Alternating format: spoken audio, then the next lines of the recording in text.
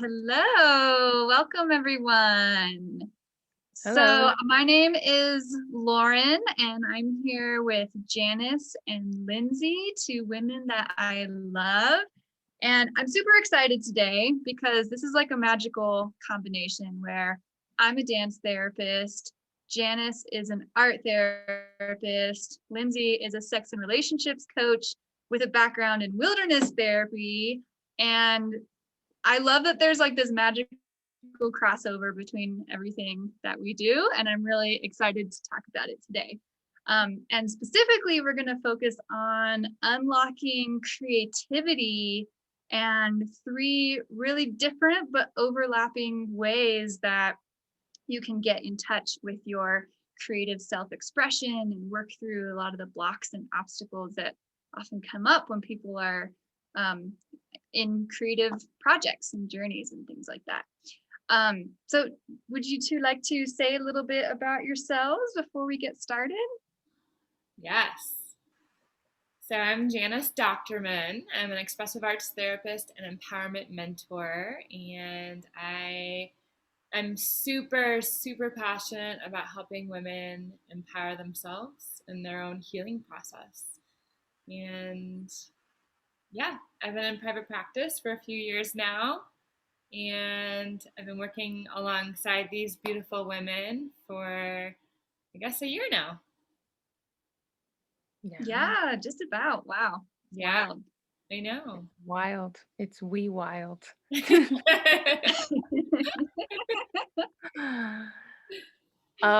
Well, I'm Lindsey Aronson, and I work as a sex and relationship coach with my business Follow Your Desire, LLC. But as Lauren said, I have a background in transpersonal wilderness therapy. And so I try to bring that in whenever possible. And what I do with WEWILDE is lead sensual eating. So learning to open your senses, learning to slow down and give gratitude and be in relationship with what you're eating, as a way to expand your capacity to bring in pleasure in your life. Oh, I didn't know we were talking about what we do in WEWILDE. Oh, sorry, I just jumped right in. Well, we haven't even mentioned WEWILDE yet, actually. So maybe we should throw that in there. So this That's so funny. I was WEWILDE. wondering if you had said it. I was like, I don't remember her saying it, but I'm sure she did. Awkward. I just used the word wild and we just went there. So yeah, so the three of us, as well as two other really amazing women who are a vocal coach and a sensual sovereignty mentor. The five of us are working together on a program called WEWILDE, which is all about so Janis, would you like to say what WEWILDE stands for real quick? Yes, I would. WEWILDE, women empowering women via intuition, love, dance, and expression. One of my favorite acronyms I've ever created. Nice. So WEWILDE is an 8-week online program for women that's all centered around creative expression, essentially, and we're all bringing different things to that offering, and that starts up on March 4th. And if you're interested in that, there's information in the description below the video and the website and all that. You can check it out.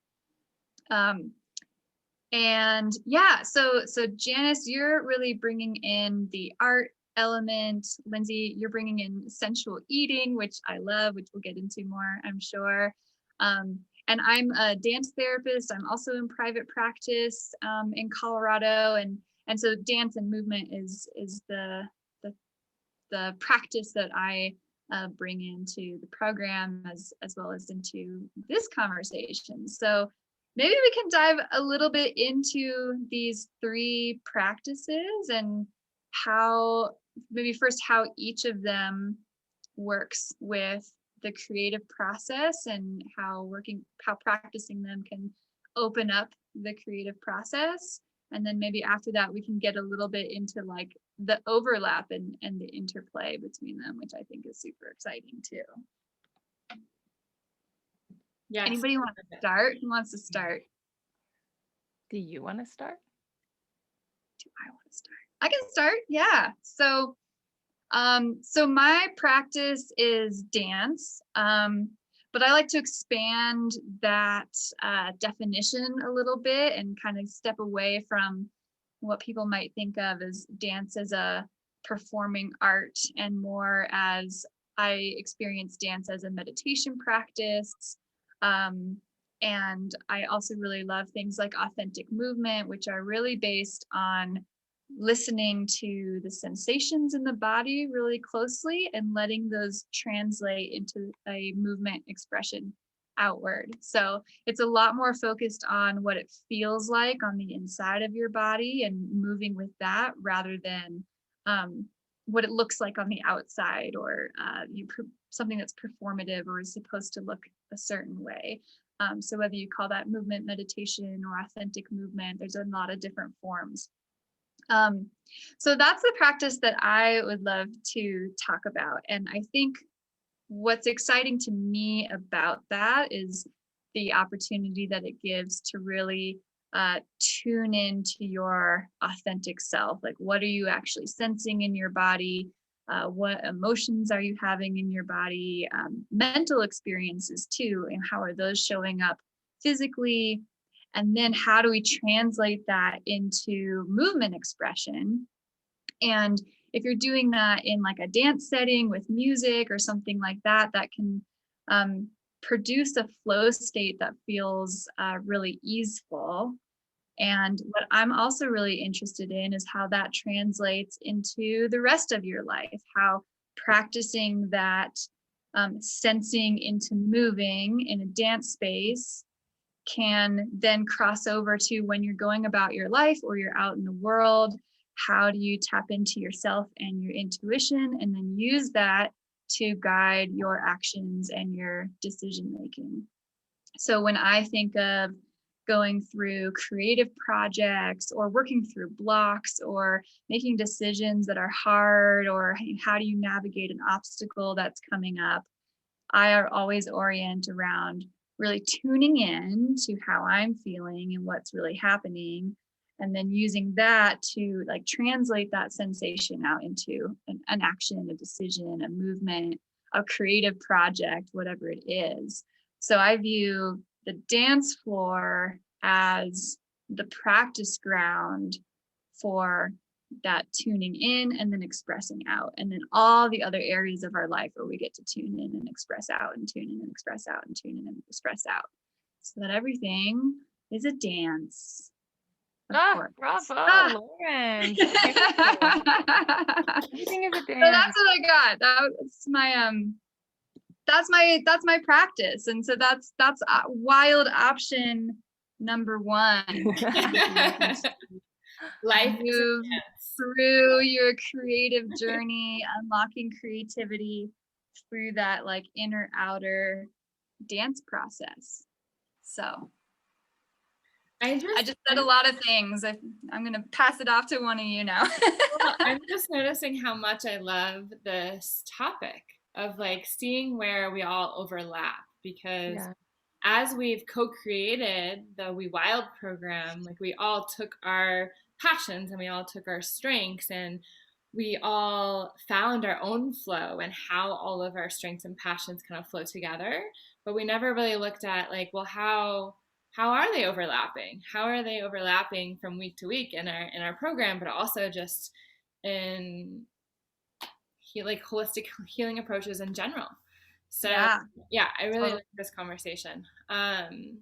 Since I'm talking, I guess I'll go next. You got it. Go for it.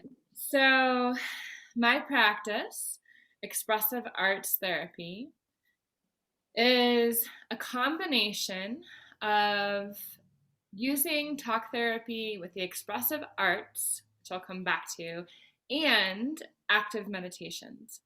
So what does that mean? It means when I sit down with my clients, or I sit down to my own practice, I'm overlapping with Lauren, where I'm inviting myself and others to go inward to then figure out what wants to be expressed outwardly.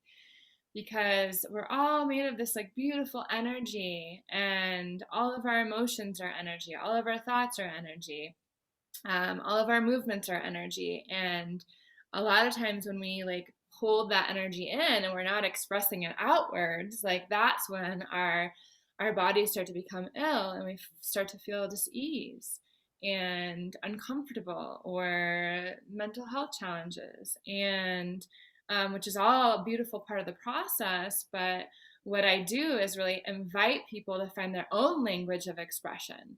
So through movement, not quite as elaborate as Lauren. Like Lauren has this like special gift of like really helping people tune into and sensing those impulses and those movements that want to come out into the world. I do something similar through dance and movement, but not as in depth, I would say. So there's an overlap there, but then I also bring in the arts. So visual arts, drawing, painting, usually sculpting. One of my favorite art expressions is sand animation. Like I love sand animation so much. And What is that, Janis? Sand sand animation? animation. Yeah, I'm like, wow. Have I showed you my video yet? Oh my No. gosh. No, So you're got like tell no a sand story. animation videos. You tell a story by moving through the sand. Like you make images in the sand, and I built a light box, so there's a light coming up from underneath, and then you move the sand around to tell a story. And so it's one of my most favorite visual art expressions. But then also sometimes we combine poetry or spoken word, which is another favorite of mine, and then sometimes we bring in music. So the expressive arts is just looking at all the arts and helping you and helping me find the language of like how can I best express myself in this moment, and work through those blocks, work through those stuck emotions, stuck energy within our bodies. So Cool. I wonder if there's anything else I want to say in this moment. I think that's all for now. I'm sure as the conversation continues, there'll be more. Yeah. I'm just loving all the different modalities that you named too, because I think that in itself can be a really interesting exploration, especially if people are encountering blocks. There's this opportunity to maybe like try a different medium, right? If you're engaged in one type of project that's maybe in one medium, how could bringing in a different medium like support the creative flow of like you might be doing a visual arts project, but what would it be like to then be also using dance or also using movement or something else, just to get the energy flowing, even if those aren't like your main maybe your main vision isn't in those mediums, but those can kind of support or like provide some different avenues for just the movement of the energy that you're talking about. Yes. And the power of combining, the power of combination. Like I'm just thinking about our last WEWILDE group, and some of the participants combined like movement, but also painting. What was another one? Photography with like visual arts. So yeah, the power of the combo.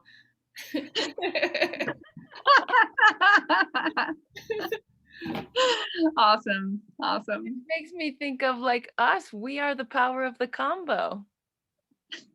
Yeah. Totally.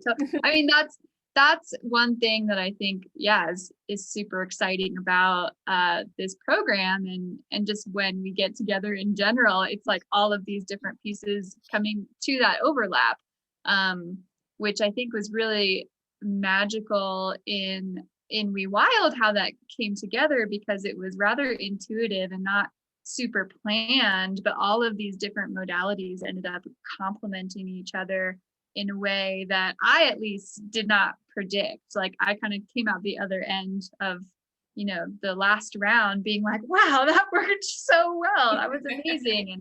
And I don't know, Janis, maybe you had that intention up front. I wasn't expecting it to be like such great meshing of these different forms. I mean, honestly, I think that's where my intuition came in. Like my intuition was saying like, let's just see how this unfolds and let's co-create this, and just trusting that it was going to all come together, and it did. Right. Yeah. And I remember that moment when we all kind of just remembered, like, this is an intuitive course. Like, we need to let it have its own flow and its own intuition. And that's when everything started coming together. Yeah. Yeah. Yeah. Which is so Definitely. beautiful. Yep, that was the moment. Mm. Okay, well, I can talk about my practice and how it relates to the others and how it will help you open your creative centers. Is that still our topic? Essentially, yes. Yeah. 3 wild practices to open your self-expression was our official Oh, topic. self-expression. We didn't say creativity, but we are talking about creativity as Yeah. as Yeah. a force. Well, definitely the embodiment piece is huge in what I teach in the course, which is sensual eating. And so it kind of started out seeming quite random. It's not like I studied sensual eating in school or anything, but it all kind of like flows from the knowledge of embodiment and how important embodiment is in terms of being in tune with yourself. And then being in tune with yourself, you can access your intuition, access your creativity, access everything. And so for me, yeah, what I do with clients in Follow Your Desire and also what I teach in the course is about just like tuning into yourself and tuning into like what is your body telling you about what you want and don't want. And so that's kind of the basis of um just the basis of everything I do. So with the sensual eating, um I guess it's about, let's see, how do I explain it? I feel like I should just eat something and then you guys will understand. Demo. Yes. Luckily, I have some food right here. Of course you do. Of course you do. You know what I'm realizing as I'm talking about this is like there's such a link for me in terms of like, starting with okay, let me try to put this into words, like a struggle turning into a gift. So I have low blood sugar, hypoglycemia, and so like I need to be tracking what I eat all the time. And in this moment, I think my blood sugar is low. So it's like kind of this gift of like sometimes I can just go a long period of time without eating and then things go poorly in life. And so finding this connection with food, in terms of like deeply appreciating what I'm eating and like creating sort of a game and like a pleasure exercise out of it, just keeps me on top of eating. So I'm just gonna give an example quickly. Here is an egg. Most people would just eat the egg. Sensual eating is about first looking at the food, noticing how I'm feeling inside. I'm feeling excitement. I'm feeling hunger. I'm feeling pleasure in seeing the colors. Also, I noticed like a desire to eat, which I'm noticing is really like Lauren's, starting from inside, moving towards something, right? So it's like that reach. Okay, what do I want to do with it? Then smelling it, the senses coming into your sensuality, expressing of the senses. And then giving gratitude for it. Where did this come from? What is this? This comes from a hen. So thanking the hen, thanking the earth, thanking the farmers, and then taking a bite. And noticing how much of the pleasure I can take in. Mm-hmm. I think I'll stop there. Beautiful, beautiful. I loved what you mentioned again about the crossover of, I was describing dance as this like tuning in and expressing out. And Janice, you said very similar things. And I love that, like, in some ways it can be like eating, like how is that like a creative, like it's like what's the connection, and yet it's so there of the like tuning in, feeling the senses, and like what am I experiencing as I engage with this food. And then what I love too, that's a bit of a difference, is like rather than the like tuning in, expressing out, I know you talk about like tuning in, and then you're like taking that thing in and like letting yourself really have it. And it brings up that concept that you've talked about, like having this level, right? Of like how much can you like take in that good thing and really experience it. And like that's definitely one place where people encounter a lot of blocks, is like, can I really have this? Can I really have the full experience, or like actualize the full vision? And so I love how the eating like blends in with that, and like brings in this element of like nourishment and pleasure, and getting to take all of that in. Mm-hmm. That is a good point. Yeah, that difference in like what do you do with the action? It's Mm-hmm. like, what do you do with the desire? Is it about finding it and bringing something in, or finding it and expressing outwards? And like both are so important and necessary in the creative process. Yeah, I mean, what was coming for me, what up when you were talking, Lauren, was, and while you were eating, Lindsay, like the more we nourish ourselves, the more we bring things in, the more easily we'll be able to tap into that flow state, into that creative flow state where things just flow. Whether that's movement or art or um, relationships. Mm-hmm. Yeah, The more we feed ourselves, the more the other things outside of us flow. So we're feeding that creativity. We're, Yeah. we're creating the base. We're creating the like roots. I think of the like filling your cup until it overflows type of thing, of like really nourishing yourself, to the point that then it sort of like naturally becomes an outpour. It's not like you're not losing something through the expression, right? It's more of like, it's just like a well that's filling and overflowing. Mm. Nice. Hmm. Yeah, awesome. And this also, I wish that our other two co-conspirators were here, because I'm just imagining what this conversation would look like, bringing in other forms of sensuality and voice, and there's so many more layers. We'll have many opportunities to connect with them, I'm sure, in one of these lives. Yeah, we'll get them on here. We'll get them on here. All right, awesome. Well, I'm aware of our time, and I know I probably have to hop, skip, and jump off to my next thing.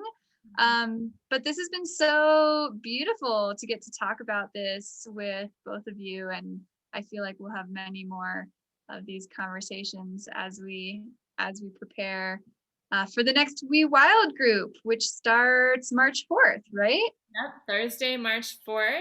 And step one, apply. Which we'll probably put a link. Let's put a link in the video. And then Yeah, there's a link in the description. So definitely follow that if you want more information, if you're interested in checking out what WeWild is about. Enrollment is, or applications are open now. yes. I hope Beautiful. We hope to see you. to see you. Yeah. And good to connect with you, Lauren, and you, Lindsay. It's nice to see you in other days of the week. Yeah. Thursdays. And I'll see you all tomorrow. All right. Sounds good. Bye, Bye, everyone. world. Bye.